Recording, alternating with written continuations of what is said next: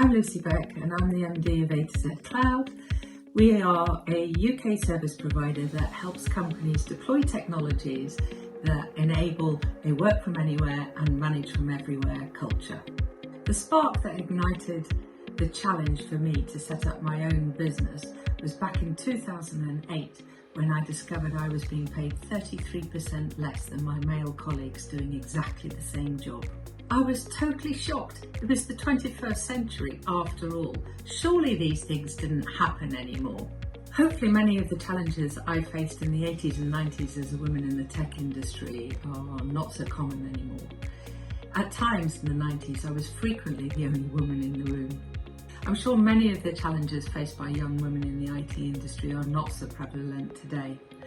I can remember one particular situation in the 90s when I was selling to manufacturing, an area I specialised in, and I'd been invited up to one of the UK's leading manufacturing firms at the time to do a presentation to the board of directors. We were in this very plush boardroom and the time came to take a break. Lo and behold, there was no ladies' loo on the directors' floor. It just hadn't been thought of. A woman in the board of directors? No chance. Of course, things are much different today. Being a young woman in a male-dominated industry often caused problems, particularly when I was on an upward path or going through a period of particular success. I was constantly surprised by the people who thought I'd only got to where I was by having unethical relationships with my boss at the time, whoever that might have been. It's no surprise to me that the Me Too movement took off so strongly a few years ago. Misogyny and prejudice are not limited to the film and media industries. They are prevalent through all industries. I even have to pull myself up from time to time. It's so easy to fall into the habit of judging people by stereotypes. The best thing about running my own company in the technology industry today is that I can be true to my own values and I can affect change. The best thing about running my own company is I can make sure I create a fair environment with equal opportunities for everyone despite race, creed or education. I can be true to myself, my own ethics and to affect change by doing, and that's exactly what I've tried to do at A2Z Cloud. So for example, we have 28 staff, 10 of whom are women, 3 of which are in the technical team, 2 students, 1 apprentice who happens to be female, 5 people of colour.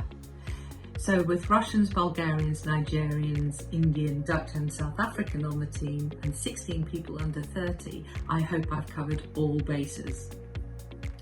Some of the goals or objectives that I would like to change in the system are to encourage more women to follow science and technical careers. My own background is chemistry, not IT, not programming.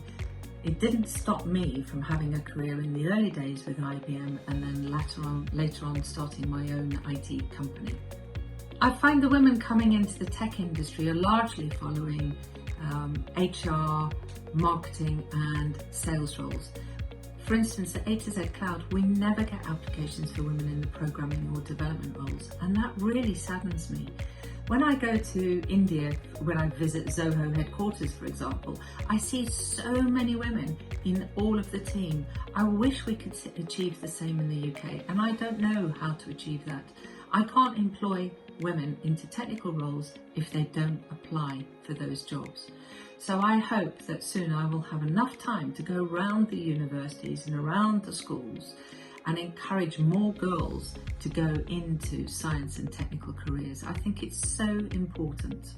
And there is such an opportunity for them. The doors are wide open. Everybody in this industry wants to see more young women coming in on the technical side. So go girls, just do it.